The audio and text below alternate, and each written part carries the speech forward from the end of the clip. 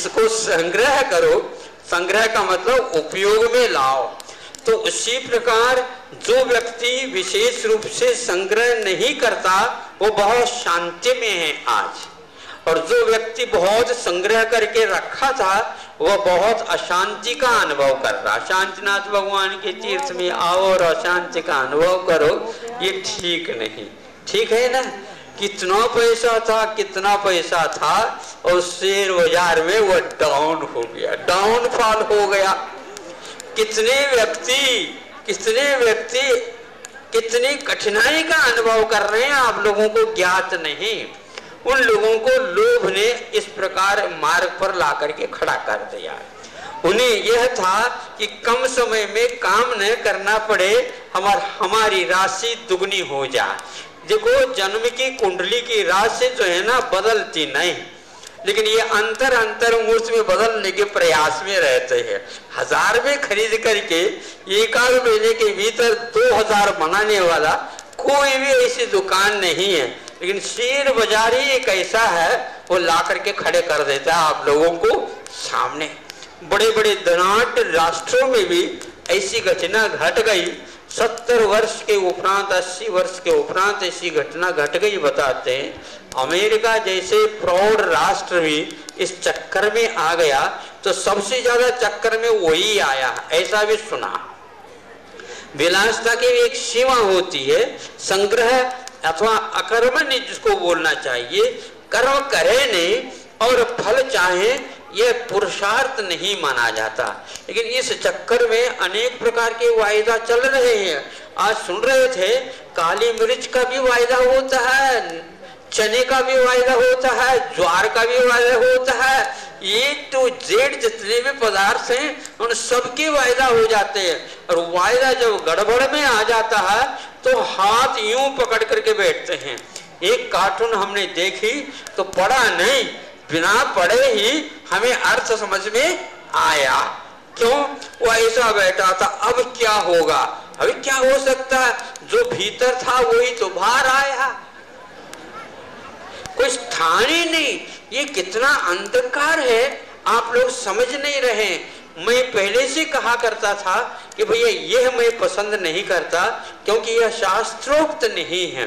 पहले वस्तु आप तक पहुंचाना होता था, जो पहुंचाने वाला होता था वो वैश्विक माना जाता था, और वहां से यहाँ लाया।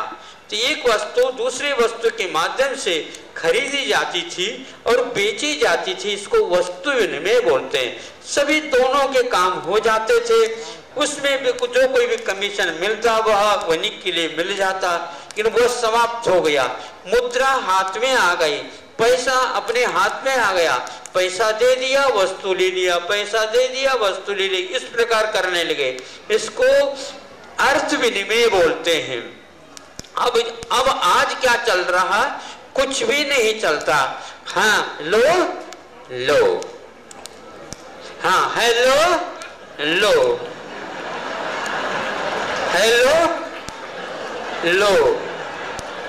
मुनीम जी क्या हो गया? कुछ नहीं मुनीम मालिक साहब। हाँ हेलो बोल क्यों रहे हैं मुनीम जी? हाँ हेलो लो लो, हो गया, ये व्यापार हो गया। तो ऐसा ये व्यापार हो गया। लो लो का अर्थ लो लो लो हो गया, तो लो ब्लड प्रेशर हो गया, हो गया। कब का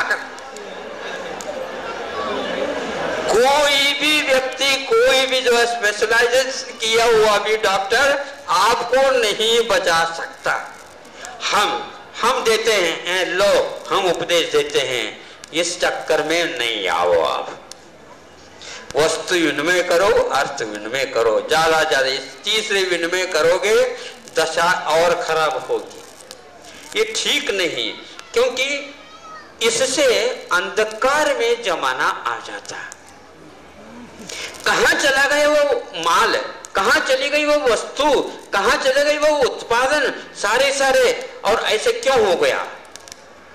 यह अर्थ नीति नहीं समझना अथवा परमार्थ से विमुख होने के परिणाम होते हैं। भारत को इतने धक्का नहीं लगा, लेकिन ये ध्यान रखना, मशीन यदि टकरा जाती है तो बीच के डिब्बों के ऊपर भी प्रभाव पड़ता है, नहीं पड़ता ऐसा नहीं। हाँ, लेकिन जहां से एक्सीडेंट हो जाता उसके आसपास के डिब्बे बहुत क्षतिग्रस्त हो जाते हैं और बीच में जो रहता है या और लास्ट में है उसको थोड़े से धक्का तो लग जाता है, लेकिन वो आगे पीछे होकर के पुनः उसी पटरी पर रुक जाता है। विश्व में धक्का लग गया, जो इस चपेट में थे वो उनको आ गया। मूर्छा का अतिरेक का परिणाम यह निकलता है। इसलिए आप सही पुरुषार्थ करिए। ऐसे पुरुषार्थ करने वाले भी हैं जो आत्म पुरुषार्थ में रात दिन रहते हैं, उन्हें दुकान खोलने की आवश्यकता नहीं और उनके पास सामने संपदा आती रहती जाती रहती, वो उसको छूते तक नहीं। यह दुनिया की चीज और ये दुनिया के क्षणभंगुर वस्तुएं जो कर्म के उदय पर डिपेंड करती हैं और आधारित रहती हैं, इनको जब तक आप चाहते हैं तब तक योग्य आप कर्तव्य करिए, अन्यथा कुछ नहीं। इसलिए ऐसे महापुरुष इस वस्तु के स्वरूप को समझ करके आगे बढ़ते हैं, उनका रास्ता बिल्कुल साफ साफ होता चला जाता। ऐसा साफ रास्ता रहता है, उनको पीछे मुड़ करके देखने की आवश्यकता नहीं पड़ती है और उन्हें यहाँ तक कि आजू बाजू भी पैर खिसकाने की आवश्यकता नहीं पड़ती और वह बिल्कुल गति को अवरोध की दिए बिना आगे बढ़ते रहते हैं, कभी रुकने का सवाल नहीं उठता। इसको बोलते हैं जैनेन्द्रिय चर्या, दिगंबरी दीक्षा। यह संयम का उपकरण चूंकि हम लोग प्रवृत्ति में आ जाते हैं, प्रवृत्ति निर्दोष हो इसलिए दिया गया है। यदि यह पीछे रखते हुए भी हम एक स्थान पर रहेंगे तो फिर इसमें और गड़बड़ियां आ जाएंगे। क्या आ जाएंगे? घर बना नहीं सकते, अब घर नहीं बनेगा तो बार भी नहीं बनेगा। बार समझते हो क्या? घर के बाहर जो रहता है उसका नाम बहुत दूर नहीं, 5 रहता है जिसको बार बोलते, आंगन। हाँ, तो आंगन की इतना ही रहता है। इसके उपरांत यदि वहीं पर रुकते हैं तो फिर उसको मठ बोलते हैं, मठ बोलते हैं अथवा स्थान बोलते हैं अथवा अड्डा बोलते हैं, आदि आदि हो जाता है। देखो, गाड़ी चलती रहती है अथवा यूं कहना चाहिए सड़क चलती है। महाराज ये रोड बहुत चलता, भैया रोड तो हमने देखा कहीं रोड तो चलता नहीं,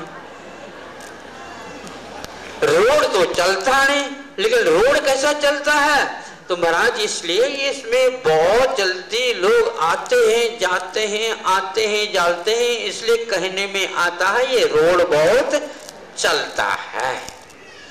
उसी प्रकार जो व्यक्ति एक स्थान पर रुक जाएगा तो फिर उसकी व्यवस्था हम नहीं कर सकते। कोई भी गाड़ी में कमी आ जाए तो रोड पर उसको ठीक ठाक नहीं किया जाता, रोड पर उसको ठीक ठाक नहीं किया जाता, क्योंकि पीछे और आगे सामने बहुत सारी गाड़ियां हैं, उसको उठा करके बाहर रख देते हैं सड़क के किनारे और गाड़ियां चालू हो जाती हैं।